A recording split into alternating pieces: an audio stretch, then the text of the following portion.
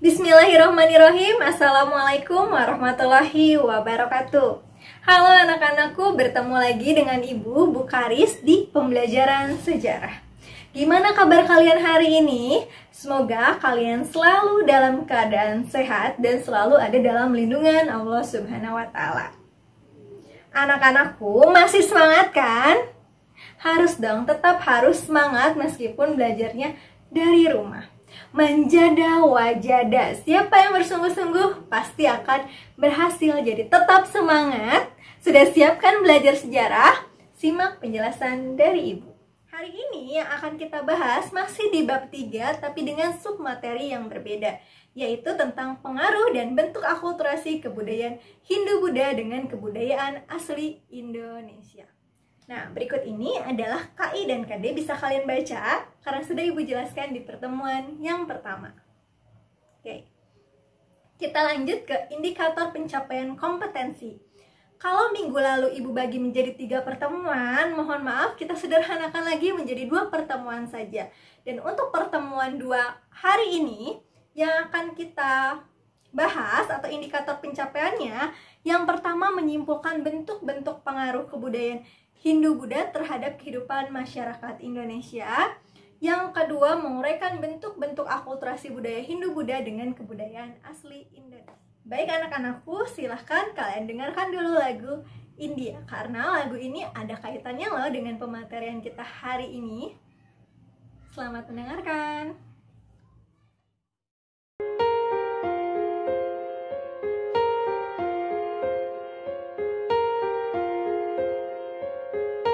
हम तेरे बिन अब रह नहीं सकते, तेरे बिना क्या वजूद मेरा।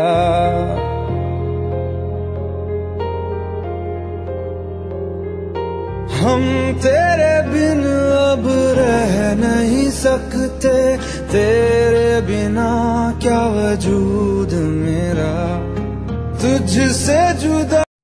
Baik anak-anakku, kita lanjut. Tadi kan kalian sudah mendengarkan nih lagu Indianya. Ini adalah makanan India.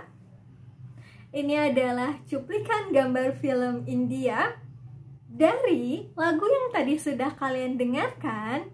Dan dari gambar yang tadi sudah kalian amati, apa ya hubungannya? Kita masuk ke apersepsi. Pertanyaannya nih, coba kalian analisis mengapa saat ini di Indonesia berkembang lagu India, film India, makanan India. Kenapa? Coba pikirkan dulu, kemudian jawab. Sudah ketemu jawabannya? 1, 2, 3, 4, 5. Boleh kalian ketikkan jawaban kalian di WA group, sertakan dengan nama lengkap. Nah, baik, kita lanjut nih ke materi inti yang sudah kalian tunggu-tunggu. Pengaruh Hindu-Buddha terhadap masyarakat, terhadap kehidupan masyarakat di Indonesia. Bidang pemerintahan, bidang kebudayaan. Oke, kita mulai dari bidang agama. Mengenal ajaran agama Hindu-Buddha.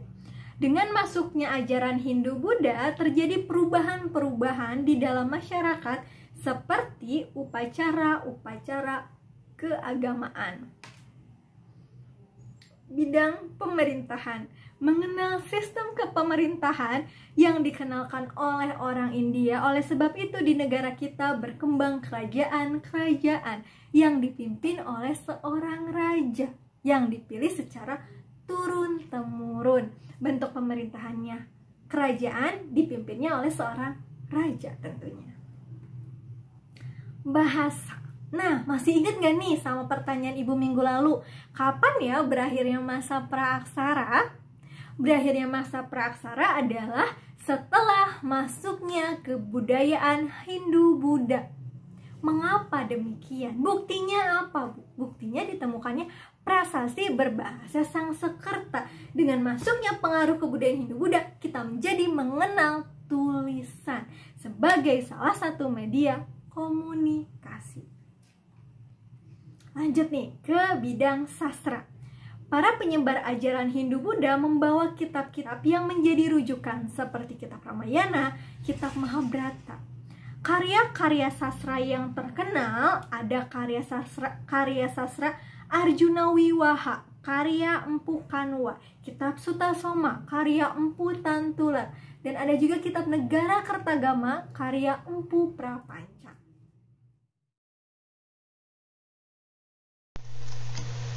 Baik anak-anakku, kita masuk ke materi akulturasi kebudayaan Hindu-Buddha dengan kebudayaan Indonesia. Masih semangat kan? Yang ngantuk, cuci muka dulu, kemudian lanjutkan videonya.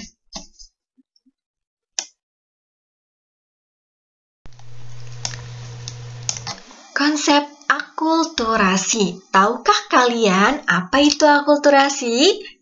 Akulturasi merupakan perpaduan dua budaya di mana kedua unsur kebudayaan bertemu, dapat hidup berdampingan dan saling mengisi, serta yang perlu dicatat di sini adalah tidak menghilangkan unsur-unsur asli dari kedua kebudayaan tersebut.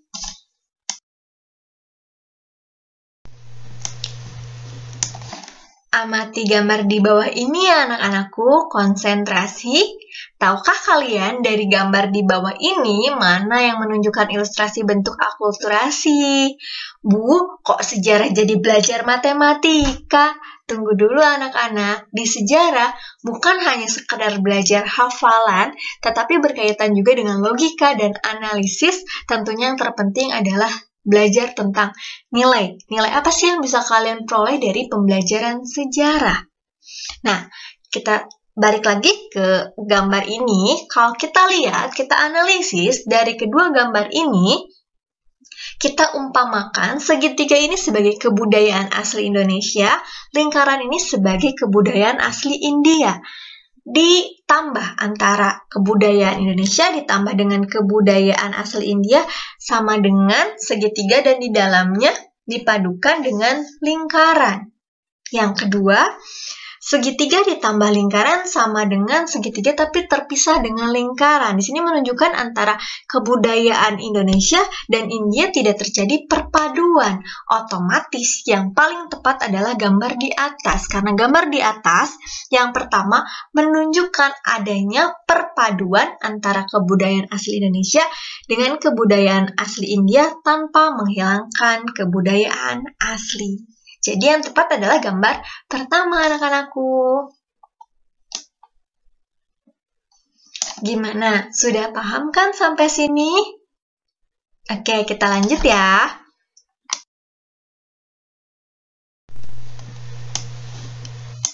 Kita masuk ke bidang agama. Sebelum masuk pengaruh India, kalian sudah ketahui bahwa kepercayaan pada masa praaksara itu ada animisme dan dinamisme. Masyarakat pada saat itu melakukan pemujaan terhadap arwah nenek moyang dan kekuatan-kekuatan benda-benda pusaka, serta kepercayaan pada kekuatan-kekuatan alam. Dengan masuknya pengaruh Hindu-Buddha, kepercayaan asli bangsa Indonesia ini kemudian berakulturasi dengan agama Hindu-Buddha. Hal ini terbukti dari beberapa upacara keagamaan Hindu-Buddha yang berkembang di Indonesia, walaupun dalam beberapa hal tidak seketat atau mirip dengan tata cara keagamaan yang berkembang di India.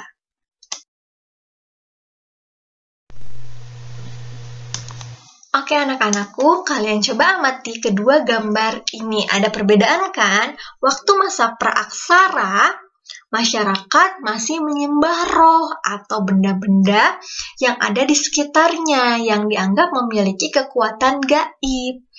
Tapi ketika sudah masuk pengaruh Hindu-Buddha, kita mengenal konsep dewa. Nah, yang bisa kalian lihat nih di candi ini ada terdapat patung-patung yang merupakan wujud dari dewa-dewa. Jadi, bentuk akulturasinya, roh tersebut aplikasinya diwujudkan dalam bentuk dewa, sedangkan bendanya mereka terapkan dalam media ibadahnya, yaitu patung-patung.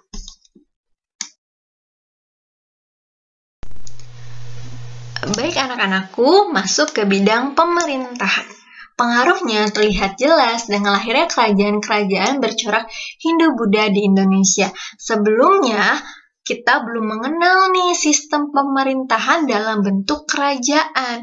Tetapi dulu sudah ada konsep kepemimpinan, cuman dipimpinnya oleh seorang kepala suku. Tetapi setelah masuknya agama Hindu-Buddha, kita mengenal konsep sistem kerajaan yang dipimpin oleh seorang raja.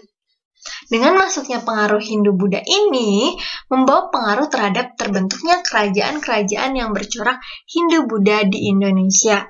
Kerajaan bercorak Hindu antara lain ada Kutai, Tarumanegara, Kediri, Majapahit, dan Bali. Sedangkan kerajaan yang bercorak Buddha adalah Kerajaan Sriwijaya. Di sini ada perubahan yang awalnya kita dipimpin oleh kepala suku berubah menjadi dipimpin oleh seorang raja.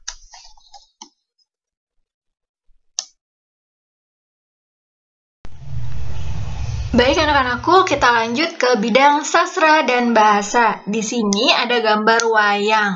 Nah, wayang ini merupakan kebudayaan asli Indonesia. Tapi coba kalian perhatikan gambar tampilan wayang yang ibu tampilkan. Ini waktu zaman praaksara bentuknya tidak seperti ini, tapi bentuknya masih sangat sederhana, yaitu terbuat dari rerumputan, kemudian diikat, dan juga ada juga yang dibuat dari bahan kulit binatang buruan. Wayang kulit dan penggunaan bahasa Polinesia Melayu merupakan kebudayaan asli Indonesia. Kalian lihat di sampingnya ada gambar kitab sastra Ramayana dan Mahabharata. Dan penggunaan bahasa Sangsekerta, huruf-huruf Palawa, ini merupakan kebudayaan India. Dari dua kebudayaan ini, kebudayaan Indonesia dan India, kemudian berakulturasi, sehingga melahirkan seni pertunjukan wayang yang menceritakan kisah Mahabharata dan Ramayana. Baik anak-anakku, kita masuk nih ke pembahasan terakhir, yaitu seni bangunan. Gambar pertama ada bangunan punden berundak-undak. Nah, bangunan punden berundak-undak ini merupakan hasil kebudayaan zaman megalitikum yang berfungsi sebagai tempat pemujaan. Nah, bangunan ini merupakan kebudayaan asli Indonesia. Kalian bisa lihat di sampingnya ada bentuk bangunan mega, patung-patung dewa atau Buddha. Bagian-bagian candi serta stupa merupakan pengaruh kebudayaan dari India. Contoh akulturasinya apa, Bu? Bentuk akulturasinya adalah bangunan candi. Jadi, candi merupakan bentuk perwujudan akulturasi budaya bangsa Indonesia dengan India. Contohnya ada Candi Borobudur. Nah, sudah paham belum dengan penjelasan dari Ibu? Ada pertanyaan? Kalau misalkan kalian masih belum paham dan penasaran, kalian boleh tanyakan ke Ibu via WA Group. Sekian pematerian dari Ibu, terima kasih untuk hari ini. Makan yang teratur, istirahat yang cukup, dijaga kesehatannya, biasakan untuk membaca buku, tetap semangat, don't forget to be happy. See you next time. Wassalamualaikum warahmatullahi wabarakatuh.